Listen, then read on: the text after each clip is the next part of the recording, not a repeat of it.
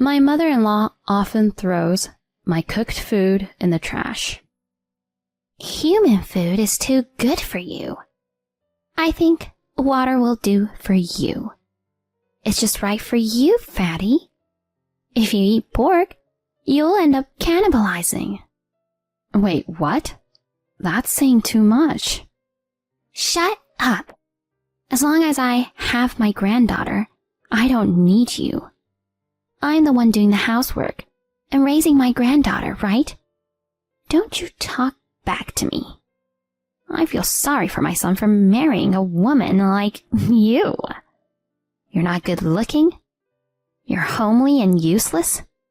You're a disgrace to have in our family. Well, there's not a soul in this house who'd consider you family anyways. My grandchildren are like my daughters, so you are nothing to them. You can go about your business as you should, like a pig, eating leftovers so as not to cause any trouble. I have no human rights and treated with irrational contempt. Why? What have I done? The sadness that had been building up in my heart reached its limit, and large tears spilled from my eyes. My name is Nicole, and I am a stay-at-home mom. I have a husband and a daughter. Good morning, Mom. My daughter Madison is in 6th grade. I'm proud of her because she's bright, cheerful, and naturally makes everyone around her happy. Good morning, Madison. Today's lunch is your favorite. Omelets. Wow, I'll be looking forward to it. I love your omelets more than anything in the world. Yes, I'm glad you like it. Oh, by the way, I got a text from Dad last night. He said he'll be home in time for my summer vacation. That's great to hear. I'm looking forward to that too. Her father and my husband, Daryl, is currently overseas. He's an executive at his company, and he's extremely busy, so he only gets to come home once or twice a year. Madison and my husband don't see each other very often, since the assignment was made shortly after Madison was born. Even so, Madison is very attached to my husband, and he also cares about her a lot. Well, I'm off to school now. Have a good day. I'm sure she misses her father very much.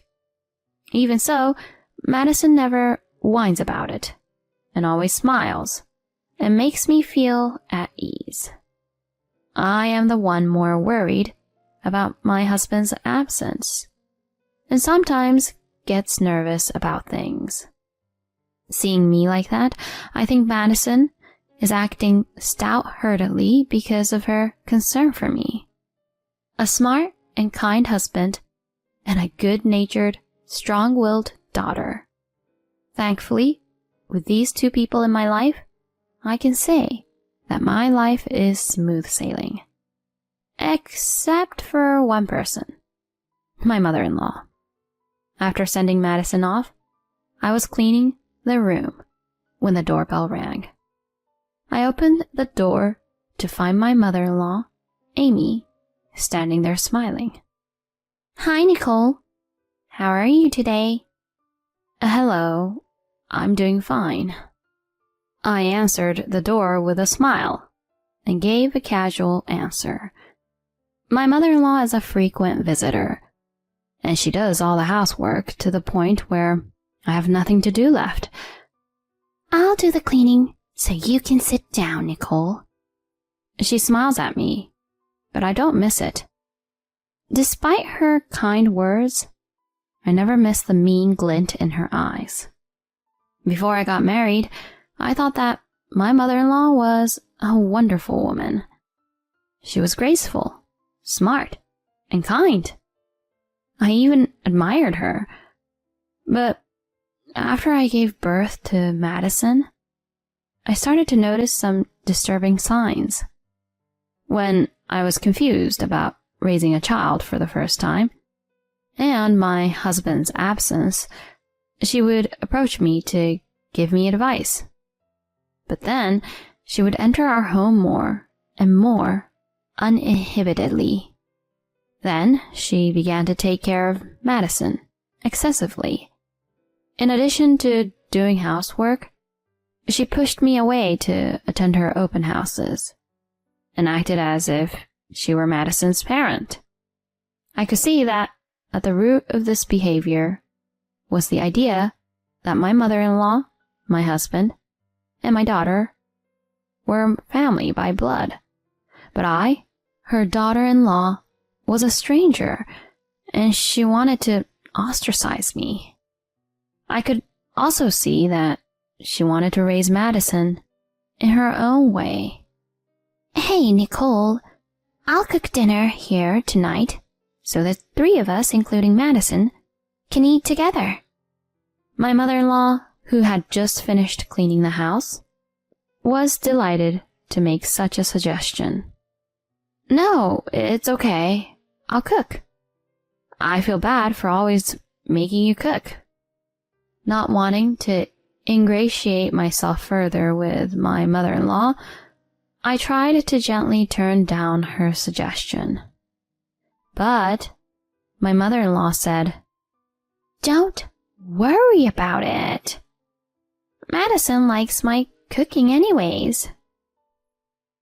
She stubbornly refuses to take a step back, to let Madison think that her cooking is delicious, and to feel like she was the one raising Madison, not me. That was what she wanted to do. These days went on, and I became stressed out. I was afraid that Madison would sense the discord between my mother-in-law and me, and she would get stressed out too.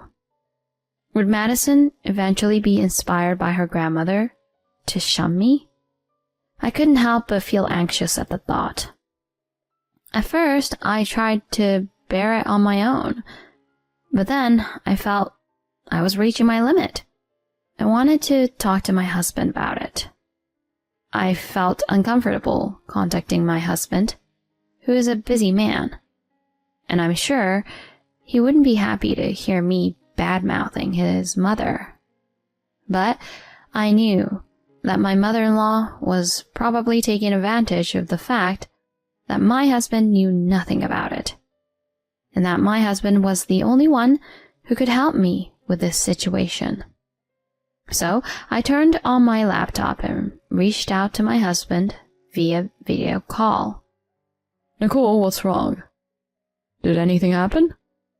On the screen was my husband, still looking at me tenderly. I'm sorry for the sudden call. It's okay. Don't hesitate to let me know if you need any help. When I saw my husband's smile, I felt relieved, and my suppressed feelings began to overflow, and I told him everything my mother-in-law had done. My husband listened to me quietly, nodding his head. My mother was treated like that by her mother-in-law, my grandmother. I guess she thinks that you, the next generation, deserve to be treated the same way she was treated. I see. I know it must be hard for you, and I'm worried about how it's going to affect Madison.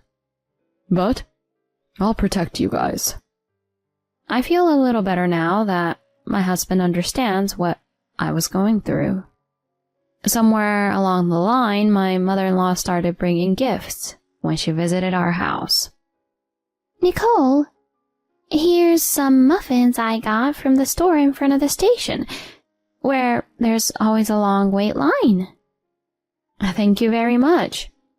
I'll prepare some tea now. I have no idea what she's thinking. It's so creepy. I've been eating a lot less lately. You can have some for me if you like. I see. Well, I'll have some if you say so. This exchange went on almost every day. She also started following me around and restraining me even more than before, asking me to watch TV together and do some baking. So I lost time for my daily walking and stretching routines.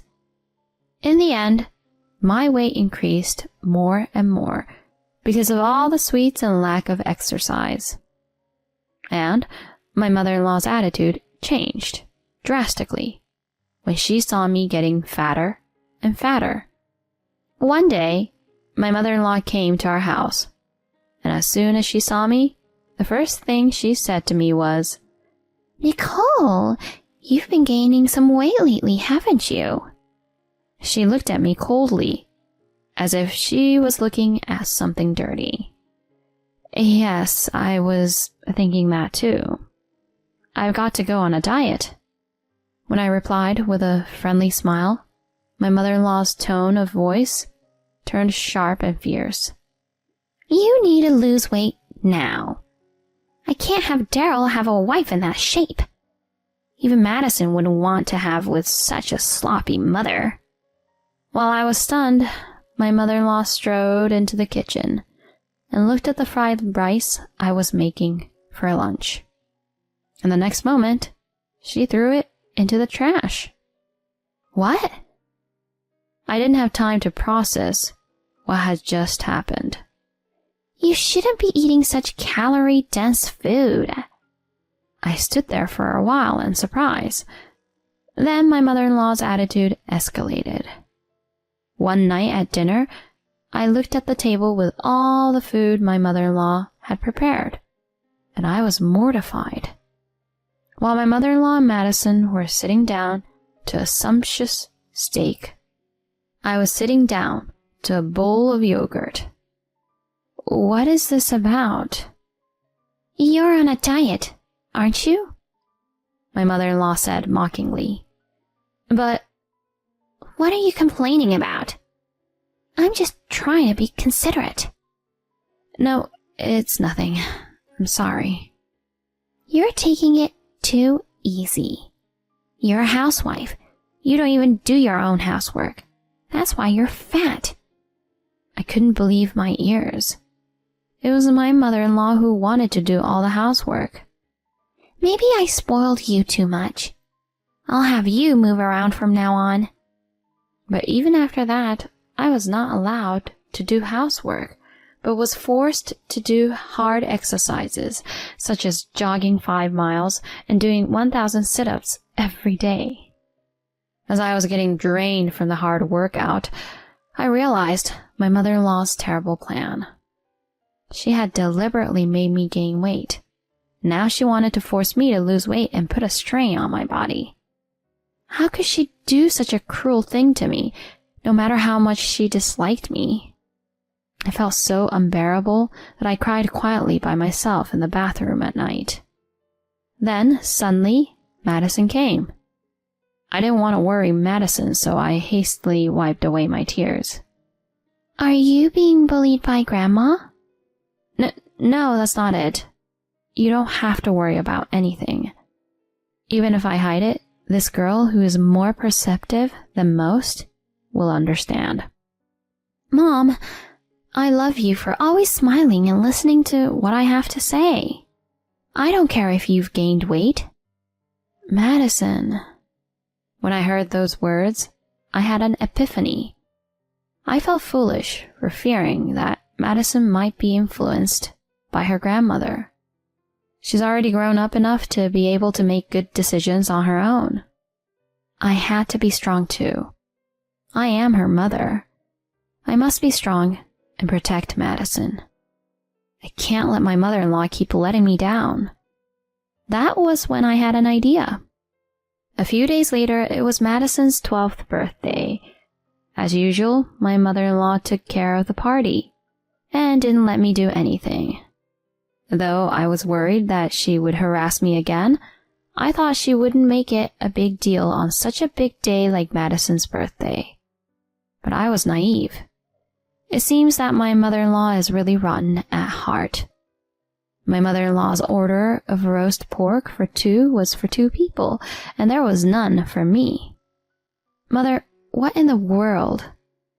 I was so disgusted that I couldn't speak. My mother-in-law was sipping a bottle of fine wine all to herself. I ordered delivery for my family.